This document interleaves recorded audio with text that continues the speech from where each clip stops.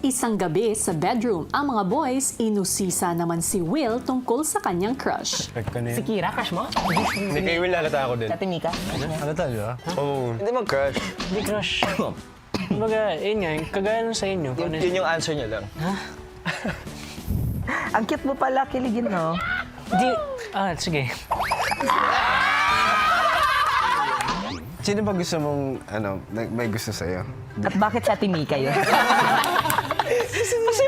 Seryoso, wala talaga. Like, ayun lang talaga, hypothetical. Yun na nakita ko. Bonding kayo sa games, ganun. Ay, oo, mag-game Ayun, siya. ayun, isa pa yun. No, kasi, na-meet ko na siya twice. Sa Kasama labas. pa yung Single siya nun? ko dati. No, Hindi. Ikaw din, hindi. hindi. So, parang medyo komportable ako sabihin yung ganun. Kasi may... Wala ako. May tanong ako. May nag-connect na. Di ba alam mo yun? Basta may masino. The matchmaker. Aside sa amin, wala pa. Tingnan ni Brad. Ay, meron! Oo, meron! Meron pala. Kay Atamika.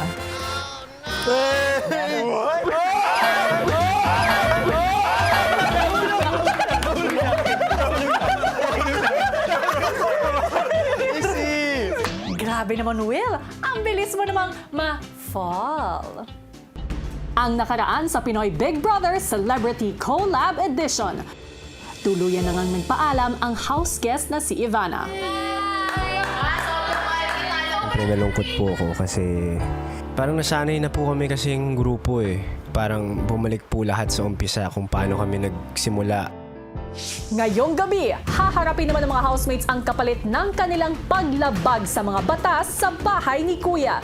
Hindi na ako lalabag sa mga patakaran ni Big Brother.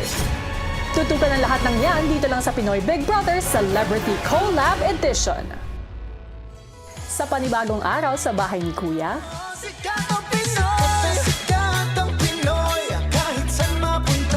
Kitang-kita mo naman ang kagalingan, no? Ang galing ng Pinoy, malayong mararating. Ipagmalaki mo na kaya natin. Wala, andun yung bagong chocolate. si Michael may napansin sa living room. Pero, Mine. bubuksan sa takdang panahon. Ay, Kala ko, bakit? Ate! Tay, bubuksan daw sa takdang panahon. Actually, nung nakita ko po yung mga envelopes, hindi ko alam kung anong iisipin ko. Merong masama, merong pwedeng mabuti. Wala yung face ko natakpan! Papalitan tayo? ano yan? Medyo kinabahan na po ako. Medyo nag-overthink na po ako kung may nagawa po ba ako. Oh my God, ako wala? Scary. I thought there was a task na gagawin na parang sabay-sabay ulit kaming gagawa. Even though I didn't have an envelope. Wala ba na? Mga house guests kayo, no? Sino to? House guest, anong house guest? Sino ite? Ang mga housemates bumalik sa kanilang normal na gawain na hindi pa alam kung ano ang mangyayari. Na-overthink ko yung Yung, picture frame. Feeling ko nga mas safe ka, bro eh. Hindi, feeling ko may task yan eh. Tapos kami muna yung maglalaro. Huwag nyo na munang masyadong isipin yan, boys. Idaan nyo na lang muna sa workout.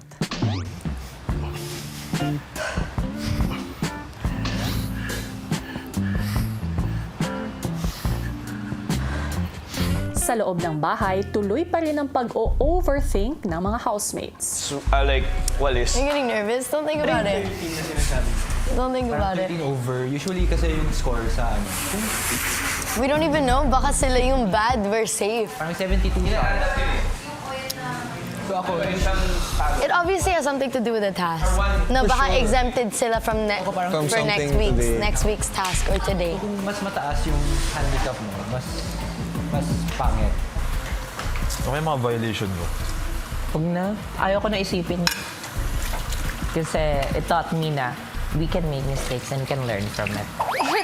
And Kung ano man yung parusa ko, wholeheartedly kong tatanggapin.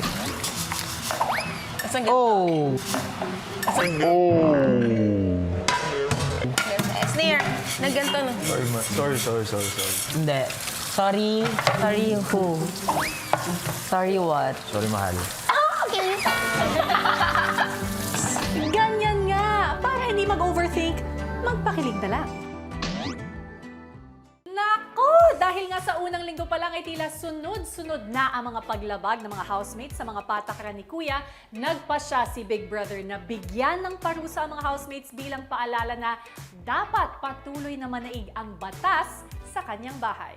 Hello Philippines! Hello world! Ano kaya ang parusang ito at kayanin kaya ng mga housemates? Pilipinas at Team Online, panoorin natin. Maya-maya pa, Pumasok sa confessional lahat ng may... Hala!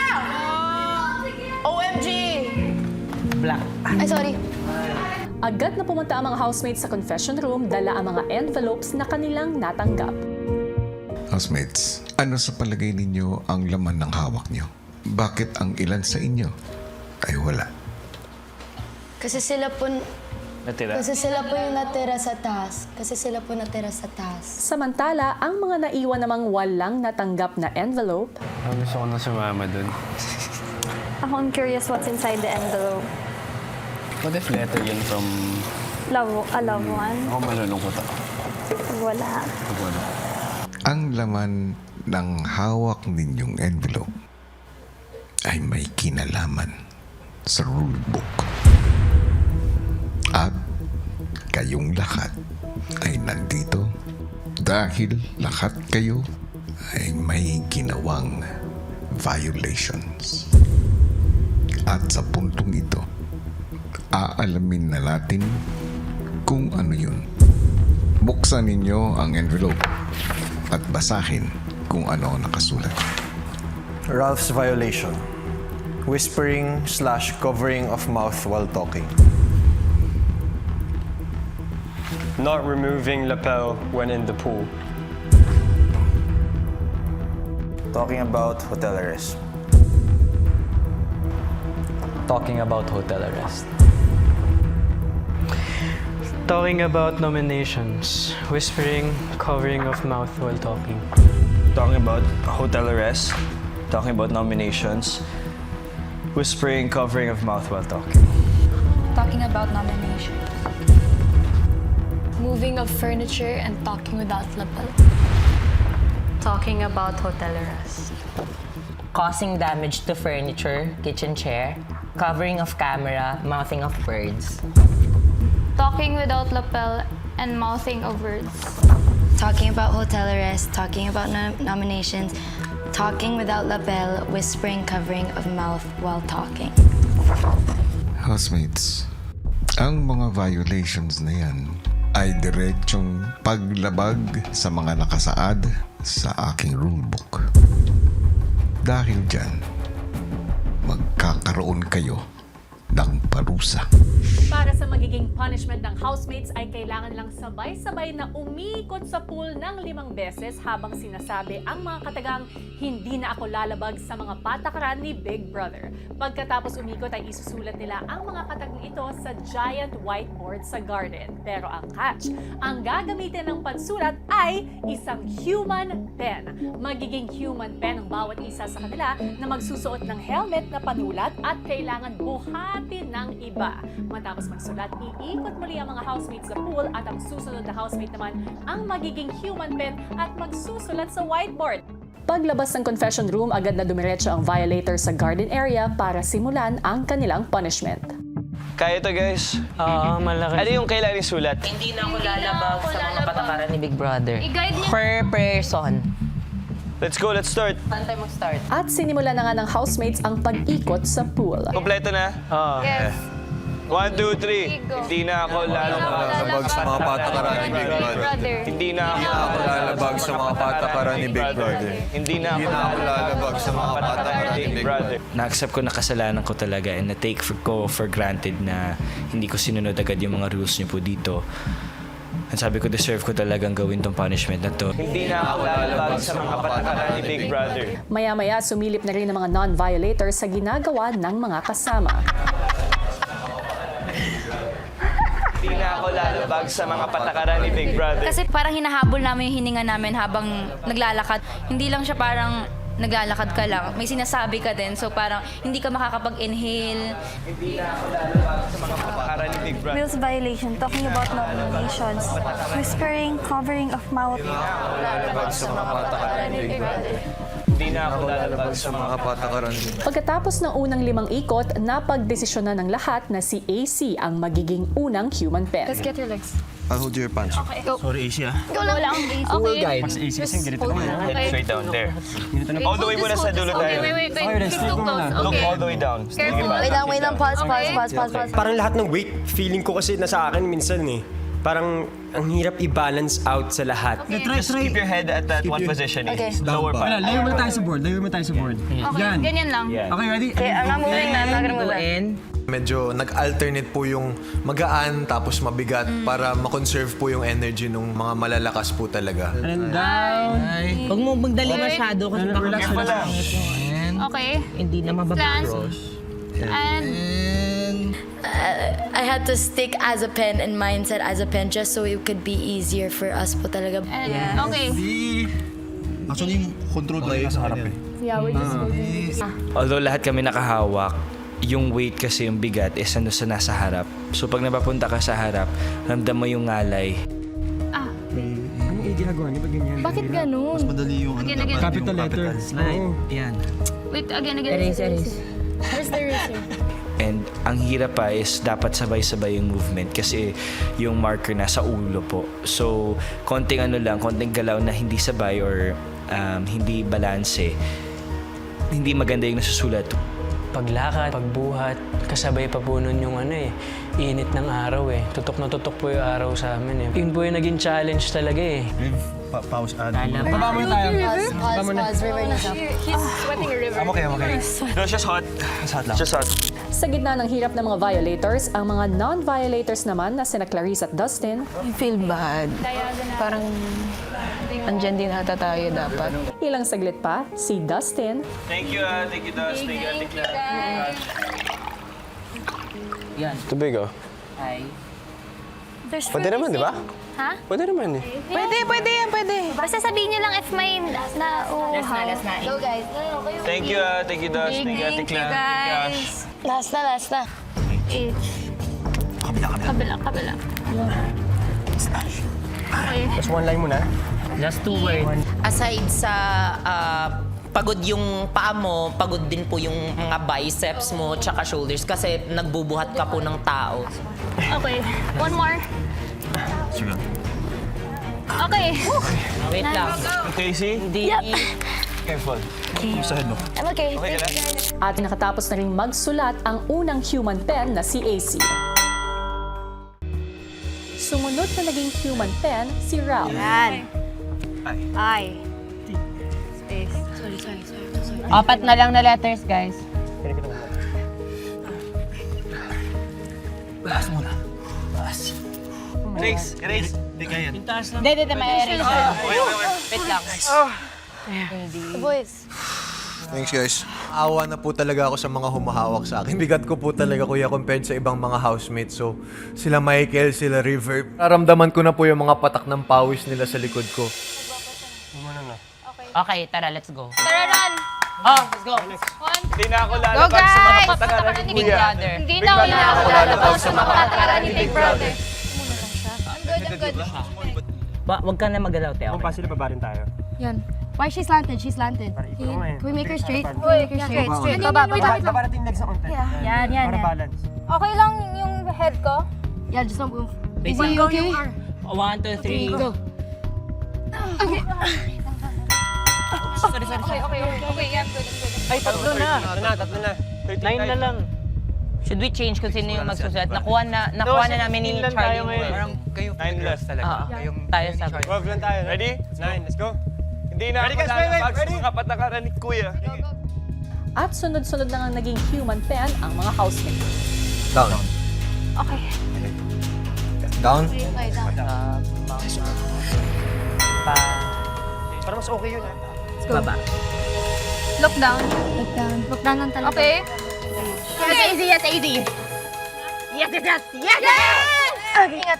Masakit sa kamay. Nice, Monica.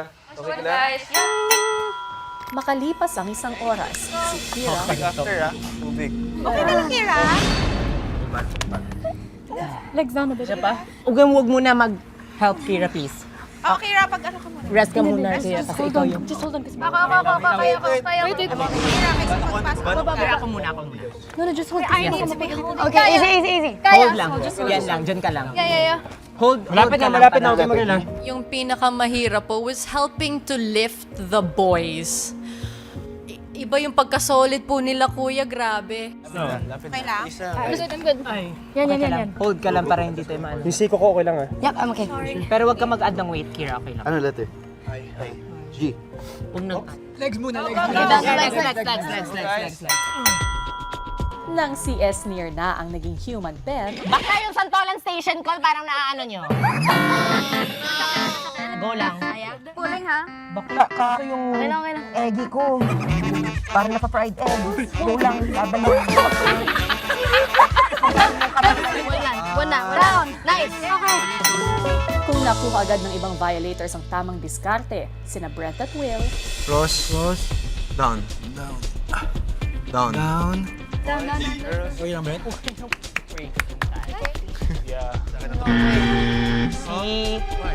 Feeling ko kasi minadali talaga natin. Tapos, Hindi. You brought it down. SGA. THER.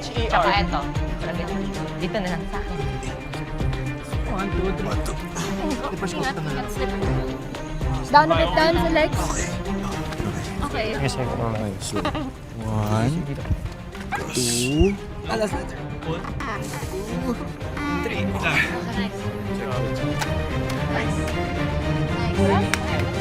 Brother! Up too high. Good. Game. Diretso. Down leg, sobrang down. I'm on my knees. Legs first. Basta. Thanks, Ash. Kailangan siya. Letter N.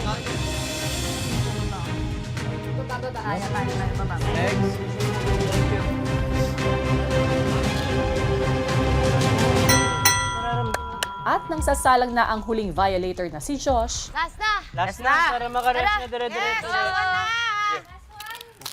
Housemates, sa puntong ito, ang pagsusulat ng human pen ay dapat in cursive form.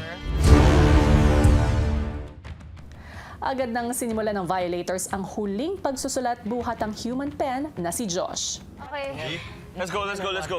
All boys sa harap. Tara. Pagtulungan na natin yung weight sa harap. Let's go guys. One last push. I'm on your legs, okay? Sa ano ko na lang. Up. Okay. Okay, kaya. Lower na konti. Lower. Start tayo. I was like, cursive? Grabe. Hirap nun. Kasi ako yung last human pen eh. Tapos yung cursive, as in nakadikit ako na gumaganyan, no? Tuloy-tuloy eh. Pag cursive, syempre, di ba, bawal yung may spaces. Buti na lang si Josh. Buti na lang po talaga si Josh yung naging human pen namin and hindi ako. Kasi yun, sobrang matatagalan po talaga kami dun. Yes. Legs. Down. Ari. Legs. Teka. Hindi na ako lalabag sa mga patakaran. Okay. Understandable ba? Yeah. Understandable. Nice one, AZ. So, nung natapos na at binasa ko, sabi ko, okay, this is good cursive. Pero may mga letters nga na hindi cursive. If ever man meron. Yung mga letter N. Huwag na natin bigyan ng ano. Yung S. I think parang R. It's the S, because that's not a cursive S. Ang ano talaga, sobrang detailed and precise dapat yung cursive. Parang doon ako kinakabahan nung nag-buzzer na. Muling binuhat ng lahat si Josh para ayusin ang sulat nila sa whiteboard. Okay. Go easy. Wait. Sorry. Nakakapagod talaga, tapos init, and then... Pawis. Oo, pawis. Then, wala na ako sa sarili ko. Okay. Adjust. Dash. Wait. Okay. Okay, go. Up, yung E. Ayun, nag-connect naman po kami ni AZ kasi pareho naman po namin alam yung style ng cursive. So, minake sure po talaga namin na malinis at maayos yung gawa namin, kuya. Yung tea. Teka. Legs. Can we check? Check? My back.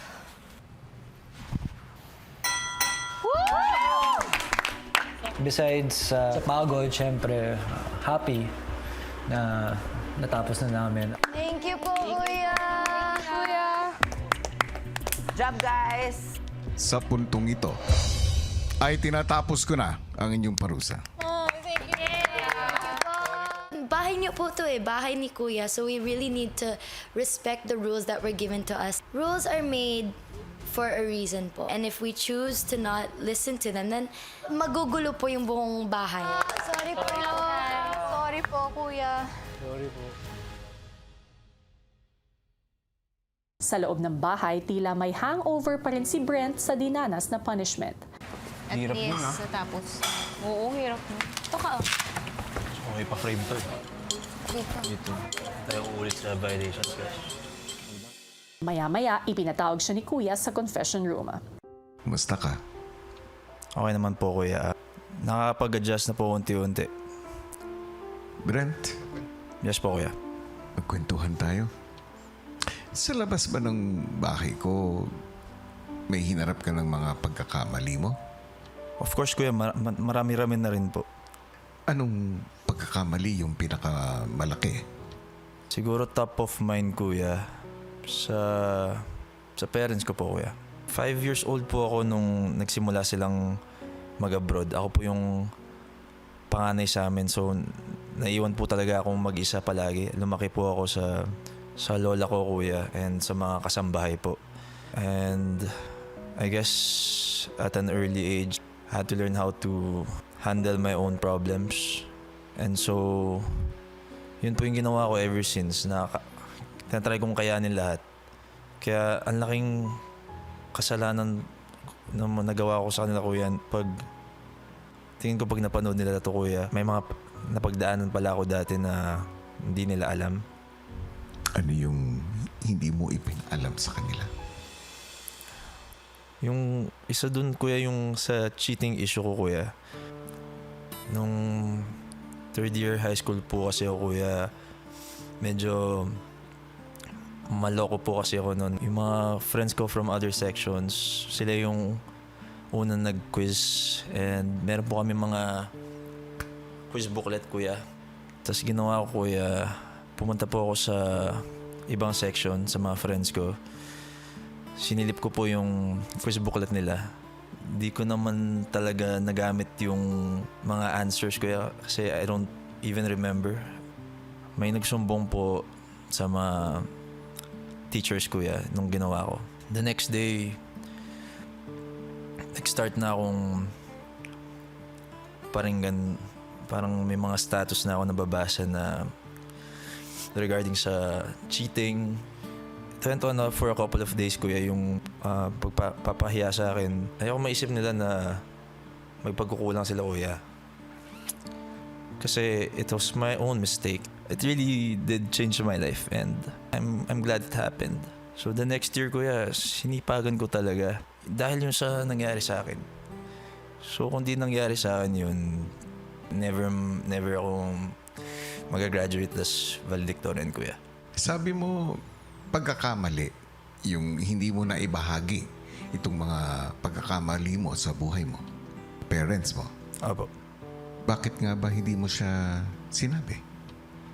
Kasi, kuya, sila mismo, pakiramdam ko, they carry so much, kuya. Like, they handle so many problems. Ayoko na po sanang makadagdag kahit paano, yun na yung punong ko sa kanila. Alam ko po, yung naturo sa akin, bilang panganay, kailangan maging matatag, kuya. And so I did. I really tried to. I made all my problems seem so small. Brent? Kaya, Naiintindihan ko ang pinagdaanan mo. Marahil, nabigatan ng younger self mo sa mga kinailangan niyang harapin. You had to grow up a bit faster.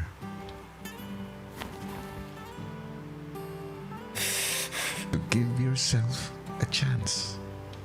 Hindi lahat ng tao magugustuhan tayo. At kahit magustuhan nila tayo, minsan hindi pa rin nila tayo maintindihan.